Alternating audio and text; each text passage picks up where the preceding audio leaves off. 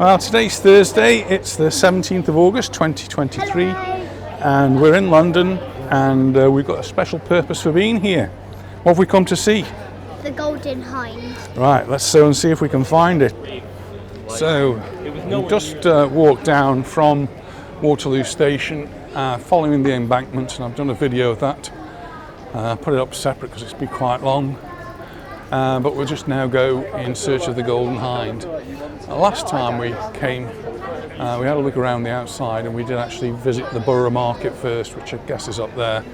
But we're just going along this little alleyway here, mind the construction workers.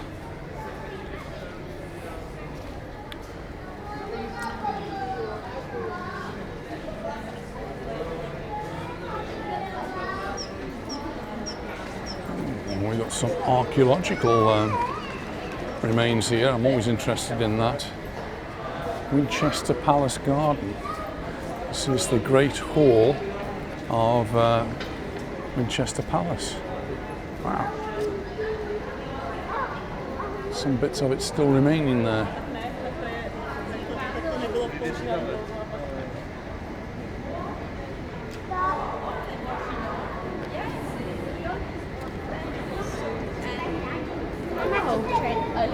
What's your magic trick?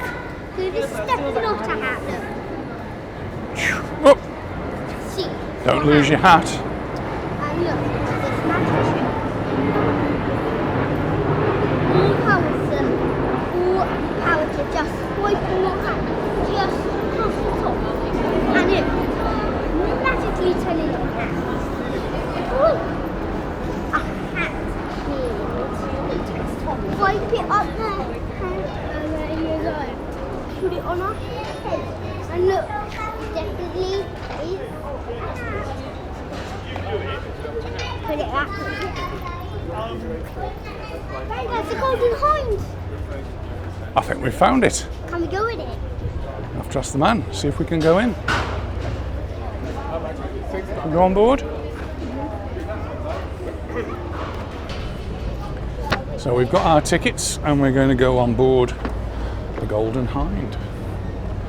This, of course, is Sir Francis Drake's ship.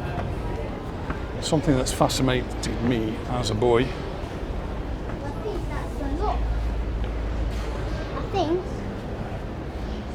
Right, so I think the lady is down this way, is she?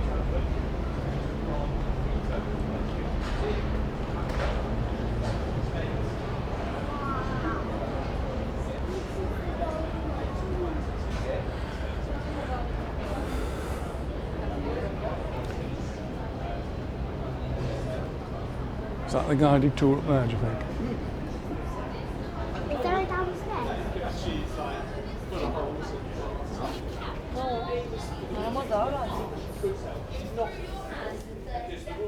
And that tells you the speed of the ship. And they measure the speed of the ship using not miles per hour. And that comes from this device. They would mark their direction, and they would mark their speed every half an hour, and then they'd use that data to work out on a map where they probably are. This ship on average can go about 5 knots, which is just over 5 miles per hour, so it is quite slow. We can all walk quicker than it. However, in tune times, that's really, really fast. So this ship is what's called a race-built galleon, which means it has really low ceilings. It sits lower in the water, and it's much more manoeuvrable. It can go much quicker, which are all very handy things if you're a pirate or stealing things, which this ship was doing. However, it's not very nice to the sailors as we learn even more when we go downstairs. The sailors on average are about 5'4" to 5'7", which is not short enough for them not to put their heads, and the men probably would crawl around downstairs. Welcome everybody, my name is Frankie. If you have any questions at any point, do just let me know. We're going to pivot now to this room here. Do feel free to sit on the chests.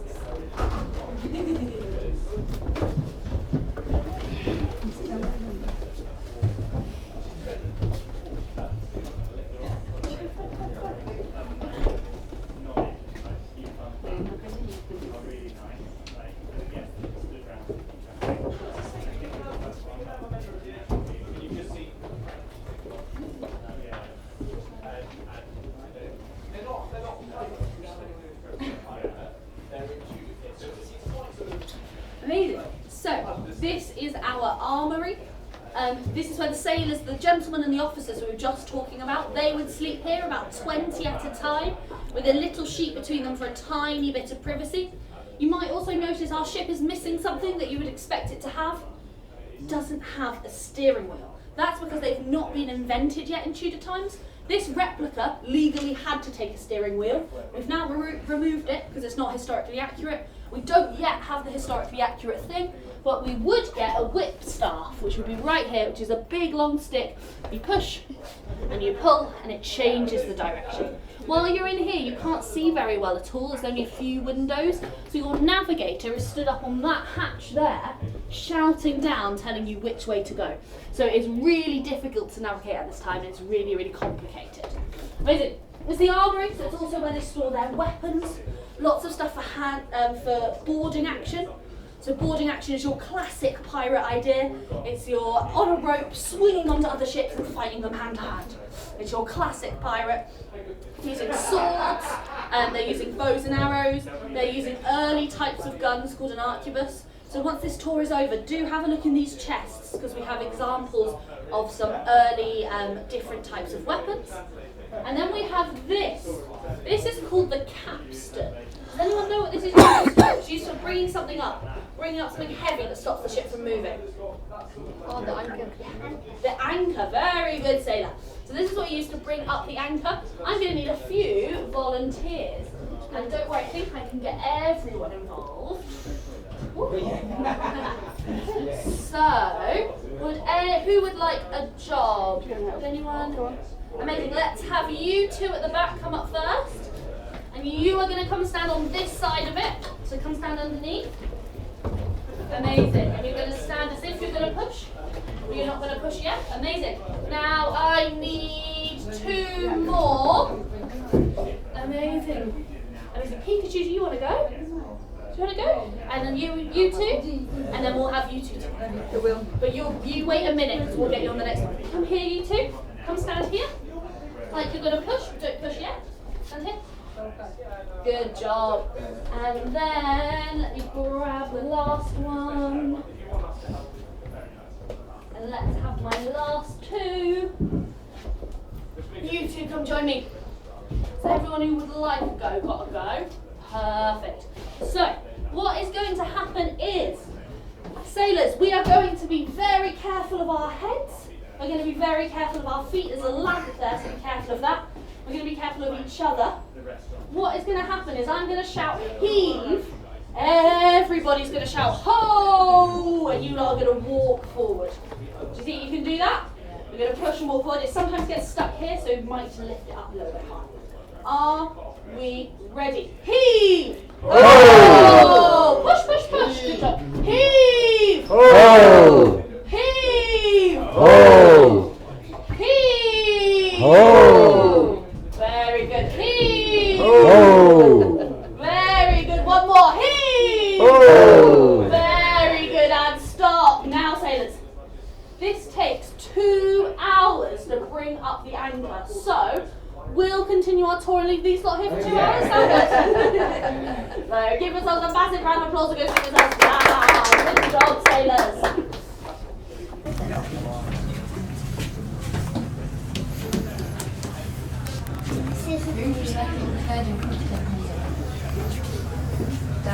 Was it? Yeah.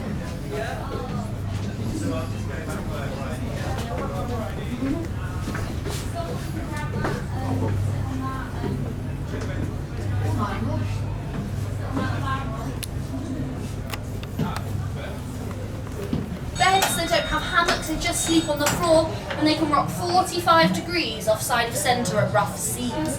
It's not just the men. Don't you worry, down in cages in the manger, they're bringing animals.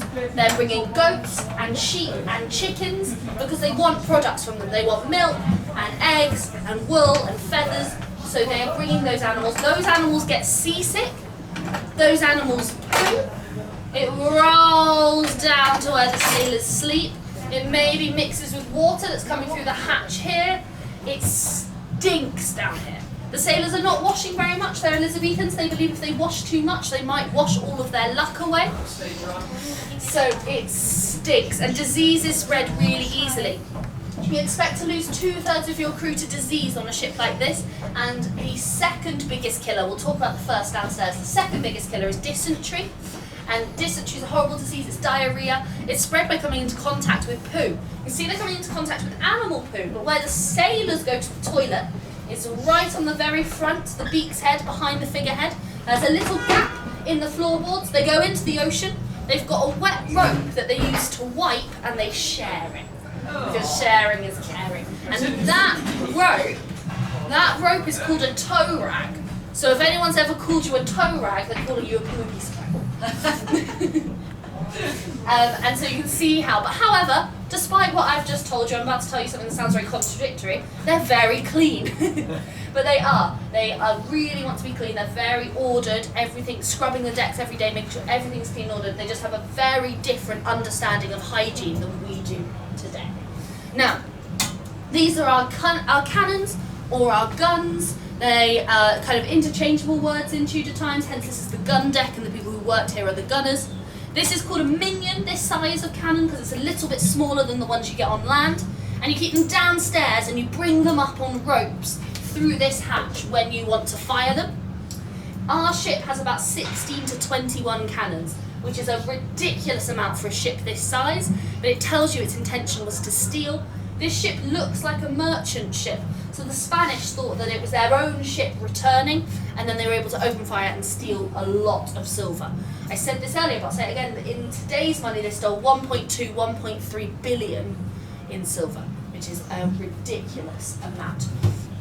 So they use these cannons to fire. I've got a few jobs here. So this is called the worm. This is what we use to clean out the cannon. Is there anyone who would like a job? Come here, sailor. You're going to take the worm, you're going to push it down inside the cannon and you're going to wiggle it about. It might be easier if you stand on that side. Very good. You're going to push it down inside, you're going to wiggle it about and make sure there's nothing left inside. Make sure there's no dead rats inside. Make sure it's nice and clean. Wiggle it about, sailor. Fabulous job. Is it nice and clean? I think so. Amazing. Give them a massive round of applause. Thank you, sailor. Next, I take this one, just called a swab. This is made of sheep's wool. I dip it in fresh water, not salty water, because salty water rusts my precious cannon. Who would like to go with this one? Come and help me, sailor. Take this, push it down inside and wiggle it about again, and what you're doing is you're cooling it down. So these are made of cast iron. If they get too hot, they might crack or explode, so it's very important that we make sure they get nice and cold. Very good, sailor. Do you think it's cold now? Amazing. Give them a massive round of applause. Good job. Now, I need to put in the explosive. The explosive is called gunpowder. It's kept in barrels like the ones we're sat on. It's super, super explosive. And there's a job on the ship for children. For children, because they wouldn't hit their heads like the adults, they would have a job called powder monkeys, where they would bring barrels of gunpowder up and down. They're called powder monkeys because it's said that they have one barrel under each arm, and they rock from side to side. They look a little bit like a monkey. And the youngest recorded child on the Golden Hinde was 5 years old. So if anyone fancies giving me their CV after today, we can get you signed up, bring you on board. So they take this scoop, they would maybe make a little paper cup, a little paper cartridge, measure out the gunpowder, but if not, they would use a scoop. Who would like a go? Would you like a go, sailor? Come use this scoop and push it in. Good job. So you're going to push it all the way in and then you're going to spin it around to make sure all the gunpowder goes inside. Fabulous job. Think it's all gone? Yeah. Give our sailor a massive round of applause. Fabulous. Now, next we would put in our shot, the gun, the cannonball, which is a heavy metal ball. It's nothing explosive at all. It's just a heavy metal shot. We'd push that down inside. Then we would go and get some animal poo. We get some rags, we get some wool. We do a process called wadding. Who would like a go who's not had a go? Would you like a go, sailor? You're going to take this and you're going to do big bang. If you go around there. You have to go around, yeah, good job. Oh, are you alright? Okay. And you're going to push it in and out. Yeah. Perfect. Making sure it's all tightly packed inside the cannon. called body wing chums, all tightly packed. Good job. Give our sailor a massive round of applause. Thank you. Now, next, we're not going to fire it in this position. It's going straight at me. So we turn it round. We open up that gun port. Little bits of water are splish-sloshing in. And then we take a horn that's full of gunpowder, called a powder horn, and we pour some gunpowder into this hole here. It makes a fuse. It means there's a line of gunpowder that the fire is going to travel all the way down. Do I have one more person who would like a job? Or if not, I can do it. No? No. So the next thing they do is the sailor would take their finger and they would cover up that hole. Now that's a very important job. The reason they do that is to stop any water getting in. Water can drip down from there, come in from the gun port, and if water gets in, the gunpowder goes soggy, and all our hard work's for absolutely nothing. So they do that. Then they take a match called a linstock. They light it here, and what they'll do is they'll tell everyone to have a care. Have a care means everyone puts their fingers in their ears and their thumbs under their jaw. Thumbs under the jaw was to stop you biting your tongue if you were jolted by the explosion. We would also tie the cannon to the wall so it doesn't go shooting back and hit you too. And so I would say have a care. Then I would say fire, and I would touch the linstock, the match, to the fuse, and the whole cannon will go boom. So we're going to do that. I'm going to say have a care, I'm going to say fire, and then you lot are going to do the boom. I want us to be so loud that my friend Gary in the booth hears us and we scare him. Sound good? Are we ready? Have a care, fire, boom! Very good. The whole room fills with black smoke. This cannon is super hot. We turn it round and we start all over again. There's about 2 to 3 of us working on each cannon, and it takes us about 1.5 minutes to do this whole process because we become so efficient. Amazing. Do we have any questions about this gun deck? If not, let's head downstairs to our last space, the hold. It's a much bigger space. We can all stand down there, so do not worry.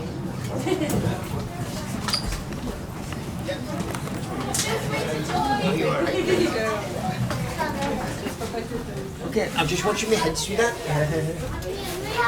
That was good, you did well there.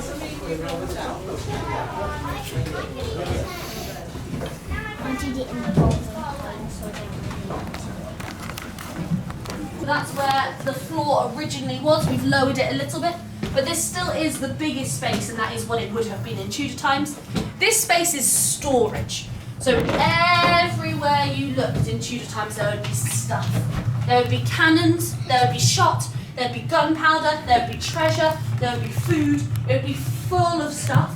It would be locked off. Only a few people would have the keys and the access to this, so you wouldn't go to this space at all. Underneath me is the bilge, which is where you keep the ballast, which is the heavy stuff that stops the ship from rocking over too much either side. Normally that's rocks and metals, but it is said Francis Drake stole so much silver that they used silver as the ballast. We do not know if that is true. Maybe it's one of those myths. And then we'll talk about the food they'll keep down here. Down here it's the coldest space. That's part of the reason they keep the food down here. However, they don't have a fridge. They don't have any of those kinds of things. So if you keep food in a barrel like one of these for 3 weeks or 3 months, it's going to go horrible. It's going to rot. And it's not going to be very nice. So what they're eating is hardtack, which is a biscuit that is so hard you have to dip it in your drink and crack it with your elbow to be able to consume it. And it's got maggots called weevils living in it that they're probably going to eat for a little bit of extra protein. A fun fact I learned from someone on a tour the other day is that in BSL, British Sign Language, the symbol for biscuit is this, which they think comes from ship's biscuit and having to crack it with your elbow. That's a fun little extra fact. And they're also eating salted meat and salted fish, dried oats and dried pasta that they're not cooking, maybe honey, maybe butter from the goat and the sheep, and everybody on the ship is drinking beer, ale, that is much, much weaker than nowadays, but they're not trusting water because on land people are dying of cholera. So everybody, every day, including the 5-year-olds, gets a gallon of beer a day. There's a nod over here. That's their diets. Does anyone tell me anything that's missing from their diets that you're probably told to eat? Fruit and veg, exactly. No fresh fruit or veg anywhere in their diets. And so almost all of the sailors get a disease called scurvy. And scurvy is caused by lack of vitamin C. We said earlier you'd expect 2/3 of your crew to die of disease, and the biggest killer was scurvy. Scurvy is a horrible disease. It makes your teeth fall out, it makes your hair snap off, it makes your skin peel. If you've got a battle wound, it reopens and starts bleeding. You hallucinate, you diarrhea, you vomit. It's a horrible disease. They think it's caused by bad air. So they would think, if everyone has scurvy, we'll go to land and everyone will start to feel better. They'd go to land and the sailors would start eating fresh fruits and vegetables like coconuts and things, and they'd start getting better because of that, and they'd think, oh, the air worked. So it's not for about another 200 years till they realise that it's their diets and that it's because they're not eating fruit and vegetables, and that's making them so sick. So talking about diet, talking about like medicine briefly, talking about the crew, you would have someone aboard on a pirate ship. In Tudor times, there's a role called barber surgeon. This role exists on land. They're a barber, so they cut your beard and cut your hair, and they're a surgeon, so they do operations. Operations in the modern day sense is very internal. In the Tudor time, it's very external, so it's lots of chopping things off. On land, a barber surgeon can charge quite a lot of money to chop a bit off someone, whereas on a ship, they have to take a wage the same as everyone else. They can't charge per operation. So there's not much incentive at all for a barber surgeon to go on a ship. So on your ship, it's probably not someone who's a barber surgeon by trade. It's probably your cook or your carpenter, someone who has access to big knives and can be trained up as a secondary skill. Now, it's taught very much in Tudor times. The idea is that if you get an infection, you'll probably die. That's not true anymore, but it is in Tudor times. So they have learned that if you chop it off and you burn it shut, which is called cauterizing, you might save someone's life. On land, they use very fancy cauterizing irons, metal irons, to close the wounds. On a pirate ship or any ship, they're probably using any metal. So a sword or a dinner plate, get it hot in a fire and put it on the wound to close it. If you like the gross stuff, this chest has more barber surgeon tools in detail. I also know the barber surgeon quite a lot, so do come and talk to me if you want to be talked through the gross tools later. I'm more than happy to do that. But we'll jump away from that for a little bit. Talking about the crew, unfortunately in Tudor times, it was deemed unlucky for women to be aboard any sort of ship. So the crew would have been entirely male. There was only ever one recorded woman brought aboard the Golden Hinde. Unfortunately, she was an enslaved woman named Maria. She was brought aboard from a Spanish treasure ship called Nuestra Señora de la Concepción, and they took them 3 days to take all the treasure off one and bring it onto the other ship. She is brought aboard, she is on the ship for 9 months. She is pregnant, she is left on a small island near modern-day Indonesia. We don't know exactly where. She is left with 2 men she came on board with. We do not know if Maria is her real name, and we do not know what happened to her. She exists in about 7 lines of history, and a lot of the discussion about her becomes whether you agree with Francis Drake and his decisions and not about her at all. So she's really important for us to talk about when we're talking about this ship's history. When we're talking about Francis Drake and his history, it's very important to also recognise that he was involved before this. He was involved in trade, he was involved in the slave trade with his cousin Hawkins. Then he went to piracy. He stole enough silver to go to Queen Elizabeth and say, let me go and try and steal. She agreed, she sanctioned this journey. This journey took 3 years, and he was knighted because of this, because he stole so much silver and he was the first Englishman to go all the way around the world. Then he was very important in the English, in fighting the Spanish Armada, in the English Navy. He then disgraced himself, went back to piracy. Drake was a devout Protestant and Spain was Catholic, and that charges a lot of the decisions at this time period. He went back to piracy, he died of dysentery. He was put in a lead coffin, put into the ocean, and he's never been found. So if anyone's looking for a summer holiday activity, he's off the coast of America somewhere, so go and try and find him. I think that brings me to the end of my tour, unless anyone's got any questions or anything they'd like to talk to me about. If not, I'll be floating about, so if you missed any bits, come and talk to me. If you want to see some tools, also come and talk to me. But thank you so much, you've been amazing.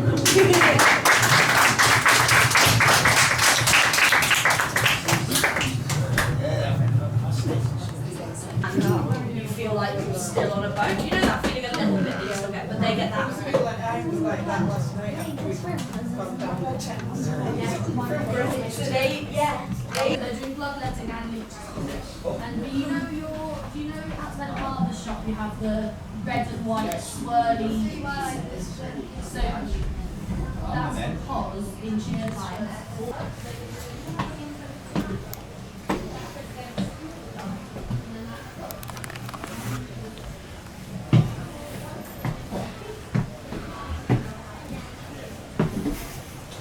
Sorry.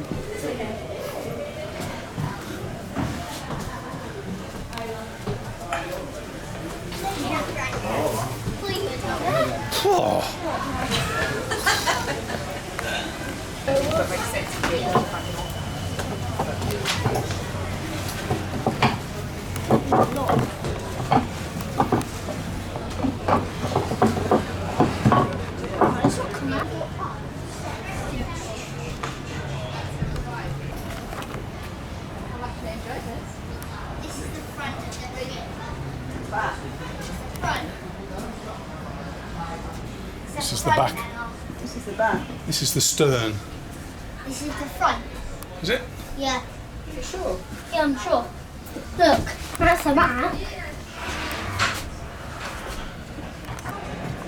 Maybe this is the lock. Where is the lock? I can see down here. Where is it? This is the pirate ship. I know. They're all pirate ships.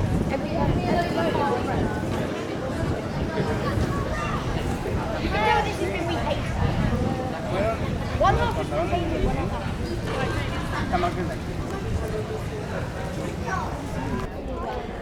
Well, we just had an interesting tour with Pirate Will on the Golden Hinde.